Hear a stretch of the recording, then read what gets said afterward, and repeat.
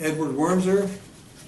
I'm 82 years old, resident of Richardson, Texas, and I don't know whether you're interested in birth on or what happened, whatever. Do you want to share your birthday? No? Okay. That's limited. Okay. So, when did you graduate your high school? In 1951. And college, 1960. After a 3-year hitch in Korea. Did you know about Korea when the Korean War broke out? Frankly, being a 17, 18, 19-year-old, I could care less. I was chasing girls. Right. All right. Yeah. Basically, I came up for an induction physical and reported. This was in Baltimore. All right. I reported in. We went through 6-7 hours of tests and so forth, and then we were all gathered in a room that was stair-stepped, theater type. Yeah. And after all the tests were done, they gathered us there, and they commenced to tell us what was going to happen, how your name would be picked, etc. And then after all the information was passed out, what was going to happen and when and so forth, they said, you all can leave now, except with the following 4 men. Wait, we've got Sergeant so and Lieutenant so and so forth want to talk to you. Said, what are you talking about? Are you talking about basic training? No, this is induction physical. In other words, induction. Draft was in effect at that time, right. So we were all drafted. If we didn't enlist. When were you drafted? Well, I enlisted. Enlist when? December 27th of 52. 52. Army? Army Security Agency. Oh. And I had to enlist for 3 years to be able to get into the agency. Why is that? Just like the Navy, they require a 4-year hitch for you to go on board. This was just a requirement, and they hang a carrot out in front of his face. And, being an enlistee, and in order to get into the Army Security Agency, that was the thing. They made the Army Security Agency a big deal. Right? And I must admit, it was much better than infantry, let's say. Right? And where did you go to receive basic training program? I went to Fort Knox, Kentucky. First, from enlistment, I went to Van Hill Farm Station in Virginia. From there, we went to Fort Knox. From Fort Knox, I was sent to, come on.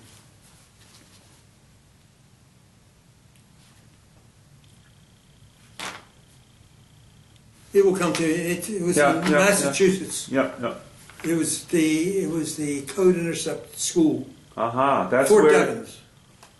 That's where you got the special training for Army security. Yes. Tell me about it. Frankly, it was not what I expected, and all I was going to do was sit there and listen to Diddy Daw it 8 hours a day. And I boring. Pardon? Boring. Boring, yes. When I completed my 6 months in Fort Devens, I was sent back to Van Hill Farm Station. And from that, I was given a 30-day leave and then I was shipped to California, to San Francisco. And then I got on a plane and flew, to San Francisco. All places typical with the Army, it's hurry up and wait. I spent, some weeks in California, and it was upriver, Sacramento River from San Francisco. I can't remember the name of It was Fort something or other, but it was a military base. And then I was put on the troop ship. Troop ship took us over to, and I forget how many weeks it was, to Yokohama. But do you remember when you left for Yokohama, Japan? Was it 53? Was it 53? To be honest with you, I don't remember exactly. What year? When were you in Korea? I was in Korea from 53 to 54. 50 what? 3 to 54. Uh-huh. So you must left in 53, right? And so I ended up in Yokohama. Uh-huh. From Yokohama, I was flown to Korea, Seoul, Korea. Uh-huh. And I spent 16 months in Seoul. Mm-hmm. And when I got there, you go to meet the people to decide, what you're going to do and where you're going to go and so forth. And I did not want to stay with Code Intercept. So while I was in Tokyo, I went to see the officer in charge of assigning duty and talked to him because while I was in Fort Devens, I spent about 6 weeks in Fort Devens, and I went on facilities and did drafting because I had drafting experience. I did technical stuff under the facilities management, and so the officer said, "I'm going to give you a letter, and when you get to Korea, give it to the pertinent person, and maybe he'll be able to find something for you other than the Code Intercept." And so that officer, I gave it to him, and he said, "Well, we don't have a facilities man here. We have the Korean people take care of all the facilities." And he said, and he started going through MOSs that he had open. And he came up with Troop Information and Education Specialist. And he carried a Master Sergeant rank. Well, being a private, Master Sergeant sounded pretty good. Plenty of room for advancement. So I said, okay, I'll take that. And so that's what I did for the 16 months I was in Korea. What did you do? One of my duties was training of the troops. So I had training classes every week. And the week... Training whom? The troops. Our own troops. What did you train? One thing we did was we showed movies of problems with sex and what can happen with disease. Uh-huh. Also covering what was going on, bring us up to date with worldwide. Basically, they did not have radio and TV to know what's going on. Mm-hmm. So I had access to it, and I would give classes daily as to what was going on. I was also responsible for the movies, to see to it that the movies were picked up in Seoul, brought out to my company.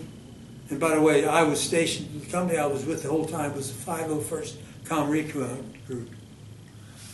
Was war ended when you were in Korea? I went through 8 months of it. The first 8 months over there was during the war period. The second 8 months was after the truce. Now, I don't know whether that will calculate out quite.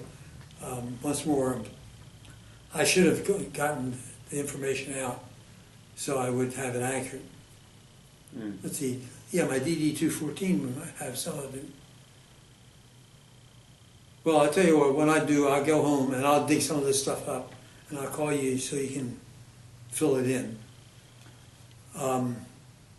Now, one of my duties was special services to provide for the troops. And so I went on board with that, and all I had to do was show the movies in the day room, and that was awful boring. I want to do more than that. I didn't feel I was helping the troops that much. So I went to the company commander and said, hey, we're having problems with the movies, because when it was shown by the troops, and it was then taken up to the BOQ and for the officers to see the movies, and then it had to be taken back in the next day, turn that in, and get another movie. And the problem was that the Jeep ride up to the BOQ and back again, I was going through projection bulbs, one a day, and I was only authorized one per month. Well, I worked out a deal with a guy, and we had an NCO club guy that was real good, and I would get fifths of liquor to give to the guy to get the extra bulbs. And I'd walk in with the bottle in hand. He said, how many do you need? And I'd say 6. He would take the bottle and hand me 6. But this was typical in Korea, bartering, if you will. So I built a theater. I built a hobby shop. I set up, we made control line airplanes, model planes. And I set up a contest with the troops on what we would do. We would trail a stringer behind the plane. And the object was to come in and cut the ribbon without crashing the plane with the propeller of the plane, chase plane. There were a lot of activities like that. I took the troops over to the 5th Air Force Base. They have courses from University of California for troops to earn credit toward their college degree. I brought in USO shows, so I was rather active. In fact, I ran into a problem with one of my company commanders because of my activity. But I kept busy giving things, providing things for the troops to keep them busy on post and not go off post. An example of that was I was the only enlisted man other than motor pool that had a military driver's license, because I had to take the films back and forth and take the troops out to the basketball games and so forth. So my time was not spent on the front line. My time was spent behind the lines, 40 miles back. And we were instructed, when this siren goes off, destroy everything and get the hell out of it. And the Army Security Agency were the first people to be evacuated. Mm-hmm. Now, I don't know if that's of interest to you, but this is basically my contribution to the Korean War effort. Mm-hmm. And there was a lot, there's a lot of everyday things that going to Tokyo to buy the supplies, the model planes, model boats, and all that sort of stuff. That's how I got in trouble with the company commander, because I had a 3-day TDY, and I stayed 10. And that's because the dishes and so forth for the BOQ weren't in. And the OIC that went over with me, he says, you stay here until that stuff comes in. Well, there was hell being raised by the company commander, and it boiled down to he was going to court-martial me for being 10 days on a 3-day TDY, until I reminded him that the military wouldn't look kindly on shipping dishes and that sort of thing under top secret shipment, and I'm packing a 45 to protect that stuff. And he quickly went quiet, told me to get the hell out of here. But it was an active time. So when did you leave Korea? In March '54.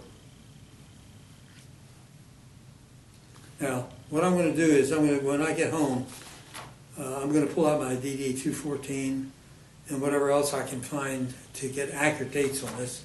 My memory now is bad, I'll be driving along, and all of a sudden I look around and I say, where in the hell am I? I'll drive around Richardson as long as I'm not driving the extended areas. Have you been back to Korea? No, I'm seriously considering. Do you know what happened to Korea after you left? Economy? Well, let me say this, and I'll let this be known, and I wear my hat, and I am proud of Korea. And I'll let people know, and I deliberately wear this, so that they will say, thanks for serving or whatever. Because if anybody stops to say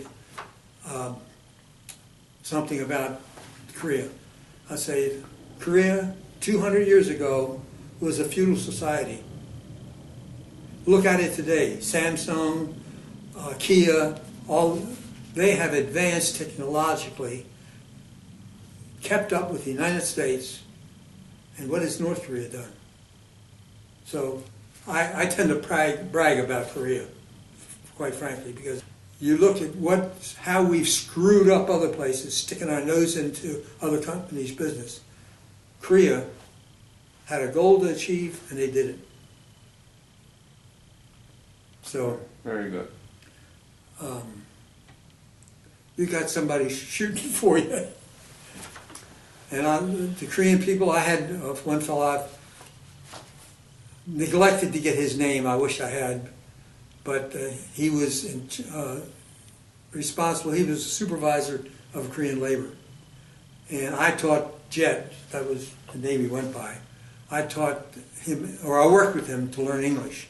And he worked for me originally in the day room. And I kept him through the entire 16 months and helped him learn English. And he became the Korean labor supervisor. And I think Korea can be proud that what they have done, accomplished. Any other comments that you want to leave?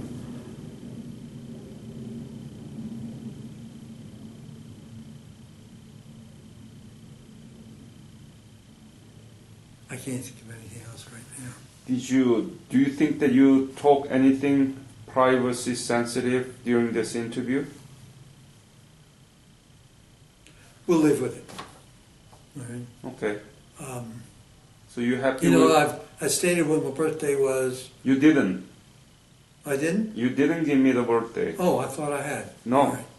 Well, that's one pertinent point which they can zero in on the birthday. Let's just say I was born in 32. Okay. In fact, February 32. Mm-hmm. And we'll leave the date out and make it work a little hard. You were born in Texas. Oh, no. Where? In Baltimore, Maryland. Oh. And I might add, for overall interest, Mm-hmm. I don't know whether you're interested or not, I was born in 32 of German immigrants, Mm-hmm. went to public schools, went to the University of Maryland, Mm-hmm. got an engineering degree, and that's one of the things that I, needless to say, have kept track of what Korea has done technologically. But you said that you graduated high school 51. Yes. And you went to University of Maryland after that? No. No. I spent After 3 years. I went in the Army. And then came back and then you went. And then went, under the GI Bill, I went to the university and got my engineering degree. Wow, that's pretty good. So Had 2 children in the process. yeah. GI Bill, do you like it? Do I like what? GI Bill. Yes. Why not, right? Hey, the troops that get this GI Bill served at least 2 years at low pay, endangered their lives, at least during the war. The other thing I think is that $125 that I got per month was far from being enough to raise a family of 2 children and be married, all right, and assume that responsibility. When the first child was born, my wife stayed home. The first year I was in the Army, after I got out of the Army, my wife worked. When the baby was born in July, she stayed home, and I took care of everything. And I think that without the GI Bill, I don't know whether I would have tried it, because it was tough. It was tough making ends meet. And I got another whole story on that, but you're not interested. Okay. All right. If you don't have any other message, I want to thank you for your service in Korea, and Koreans will never forget. And I appreciate that. yeah, thank you very much.